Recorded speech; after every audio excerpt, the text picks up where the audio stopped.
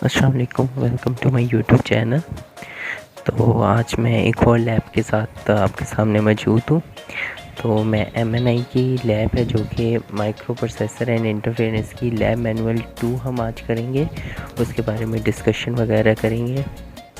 तो इसमें हम सबसे पहले देखेंगे 8086 एंड 8088 माइक्रो प्रोसेसर का डिफरेंस हम सबसे पहले इसमें देखेंगे।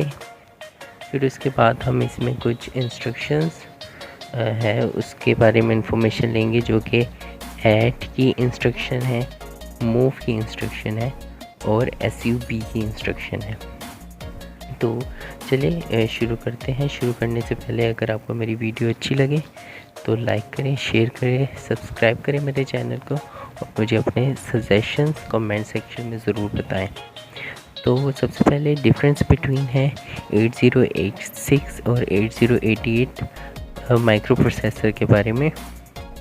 तो इनमें जो मेन डिफरेंस होता है वो ये होता है कि जो 8086 में BIU जो कि स्टैंड होता है बस इंटरफेरेंस यूनिट होता है, वो जो होता है वो 8 बिट का होता है, और जबकि 8086 में जो बस इंटरफेरेंस यूनिट होता है वो होता है 16 बिट का।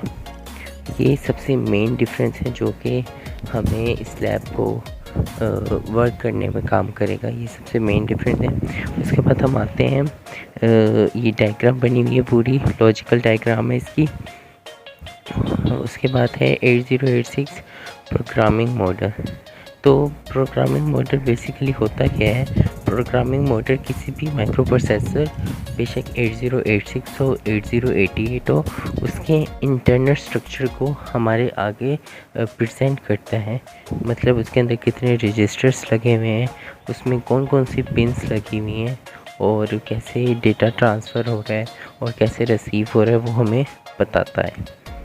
तो उसके बाद ये जैसे पिंस के बारे में इसने बताया है अबाउट रजिस्टर्स। तो उसके बाद हमारे पास है एसआई जो होता है वो होता है सोर्स इंडेक्स रजिस्टर होता है।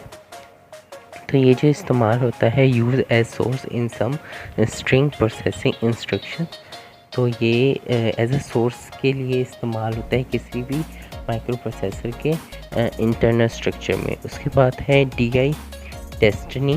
तो ये भी सेम जैसे वो सोर्स के लिए इस्तेमाल होता है, ये डेस्टिनी के लिए इस्तेमाल होता है, मतलब ये हमें एंड वाला रिज़ल्ट बताता है।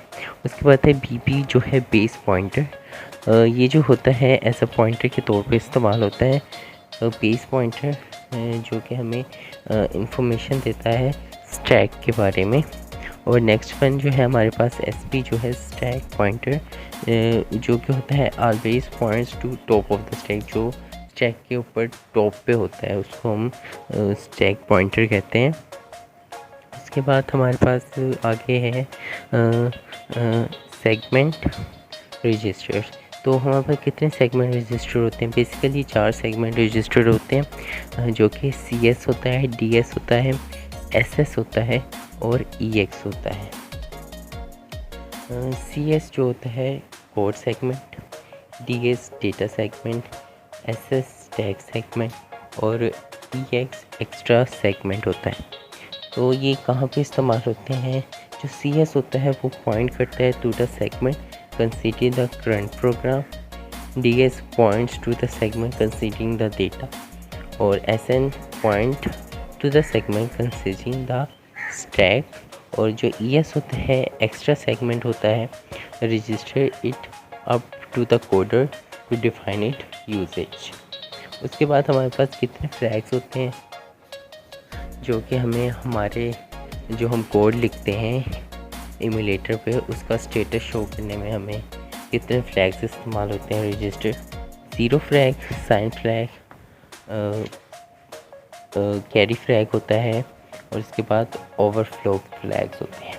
इसको हम आगे वाली लैब में और भी ब्रीफली डिस्कस करेंगे। तो उसके बाद ये कुछ इन्फॉर्मेशन बताई गई है कि हम कैसे CPU को कैलकुलेटर के तौर पे इस्तेमाल करते हैं। वो फिज़िकल एड्रेस को कैसे कैलकुलेटर के तौर पर इस्तेमाल करते हैं। उसके बाद है इंस्ट्रक्शन सेट बताई गई है कि किसी भी रजिस्टर में इंस्ट्रक्शन सेट हमें क्या बताती है कि इसमें कितना डेटा पड़ा है, कितना डेटा फ़्लो होगा, क्या रिज़ल्ट मिलेगा और क्या नहीं मिलेगा। और उसके बाद जैसे मैंने आपको पहले बताया था कि हम ऐड, SUB और मूव की इंस्ट्रक्शन के बारे में थोड़ा सी मालूमात लेंगे। तो ऐड की इंस्ट्रक्शन क्या होती है, 2 रजिस्टर को ऐड करने के लिए हम ऐड की इंस्ट्रक्शन को इस्तेमाल करते हैं। और 2 रजिस्टर्स को, या हम ये भी कह सकते हैं वर्ड फ्रॉम वर्ड या बाइट फ्रॉम बाइट को माइनस करने के लिए हम स्क्रैपर की SUB की रजिस्टर इस्तेमाल करते हैं। और मूव की रजिस्टर किसी भी वर्ड में या किसी भी रजिस्टर में कुछ वैल्यू को मूव करने के लिए हम मूव की रजिस्टर इस्तेमाल करते हैं। इसके बाद ये हमारे पास कुछ लैब टास्क हैं। तो पहले लैब टास्क में हमें सिंगल स्टेप के ज़रिए उसको परफॉर्म करना है। सेकंड में भी हमें सिंगल स्टेप के ज़रिए परफॉर्म करना है, और ऐसे ही जाते जाएंगे। जो मैंने आपको लैब बताई है उसी से रिलेटेड ये टास्क हैं। उम्मीद है कि आपको मेरी वीडियो अच्छी लगी होगी, कुछ इन्फॉर्मेशन हासिल हुई होगी। तब तक के लिए अल्लाह हाफिज़, और चैनल को सब्सक्राइब करना मत भूलिएगा।